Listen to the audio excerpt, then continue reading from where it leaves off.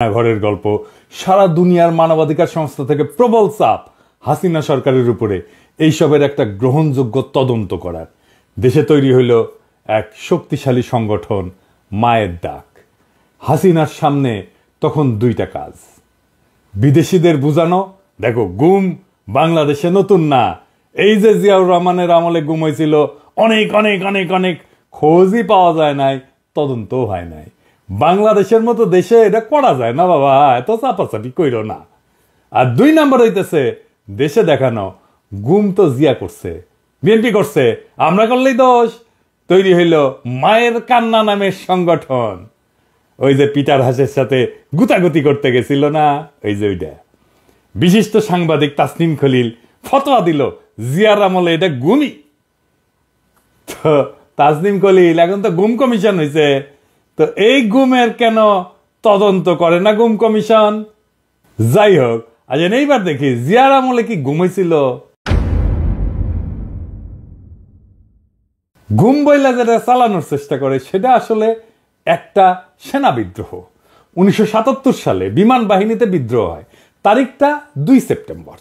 একই মাসে বগুড়া ক্যান্টনমেন্টে 30 সেপ্টেম্বর সেনাবাহিনীর সিগন্যাল কোর বিদ্রোহ করে। 2 অক্টোবর ভোরবেলা আর্মি ফিল্ড সিগন্যাল ব্যাটালিয়নের শেখ আব্দুল লতিফ একটা ক্র্যাকার ছুড়ে এবং রাইফেলের গুলি ছুড়ে। এটা পুরো পরিকল্পিত সংকেত। এই সংকেত শুই না শত শত সৈন্য তাদের ব্যারাক থেকে বেড়ায় অস্ত্রাগার লুট করে। এইটা একটা শাস্তিযোগ্য অপরাধ। এই সৈন্যদের সাথে শীঘ্রই পাশের কুর্মিটলা বিমান ঘাটের কয়েকশো বিমান কর্মী যোগ দেয়। প্রায় ভোর রাতে কেন্দ্রীয় অর্ডিন্যান্স ডিপোতে প্রায় 700 সৈন্য এবং বিমান কর্মীরা আক্রমণ করে, যারা অস্ত্র এবং গোলা বারুদ লুট করে। সেনানিবাসে অব্যাহত সশস্ত্র বিপ্লবের আহ্বান জানায় লিফলেট ছড়ায় দেওয়া হয় সৈনিকদের মাঝে। সকাল 5টায় রেডিও স্টেশন দখল করে বিমান বাহিনীর সৈনিকেরা, যারা একটা বিপ্লবী সরকার গঠনের ঘোষণা করছিল। বিমান বাহিনীর সার্জেন্ট আফসার ঘোষণা করলো একটা বিপ্লব হয়েছে, দেশ পরিচালনার জন্য একটা বিপ্লবী পরিষদ গঠন করা হয়েছে এবং এই আফসার সে বিপ্লবী পরিষদের প্রধান। এমনকি নিউ ইয়র্ক টাইমসেও এই বিদ্রোহের খবর, রেডিও সেন্টার দখলের খবর এবং সেনাবাহিনীর বিপ্লবী পরিষদ গঠনের খবর এইটা প্রকাশিত হয়েছিল। এবং এই বিদ্রোহের সময় 11 জন বিমান বাহিনীর কর্মকর্তা নিহত হয়। শুধু তাই না, একজন বেসামরিক বিমান বাহিনীর কর্তার সন্তান নিহত হয়।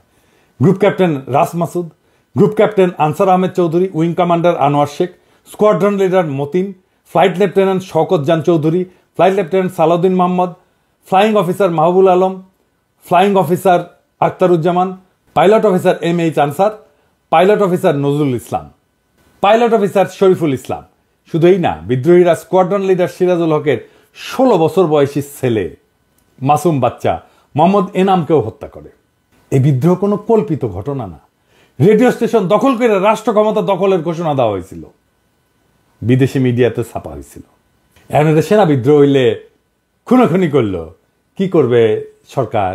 যে কোনো সরকার কোর্ট মার্শাল করবে, তাই তো? ঠিক কি না? নাকি বলবে মেরা সকল শিরক না, তাই বলে কি প্রেম দেব না? সেনা বিদ্রোহ হয়েছে, সেটা দমন করা হয়েছে। সেনা বিদ্রোহ যারা করে তারা জানে সেনা বিদ্রোহ যদি সফল না হয় কোর্ট মার্শাল হবে, এটা জানে। দায়ীদের সর্বোচ্চ শাস্তি ফাঁসি দেওয়া হয়েছে। সারা দুনিয়া এটাই নিয়ম। সারা দুনিয়ায় যে কোনো দেশে সেনা বিদ্রোহ করলে ঠিক একই ঘটনা ঘটবে, কোনো আলাদা কিছু ঘটবে না, সম্ভব না। তাহলে জিয়া সরকারের দোষ কোথায়? এটারে গুম কেন বলা হইতেছে? এটার গুম বলার কোনো কারণ আছে?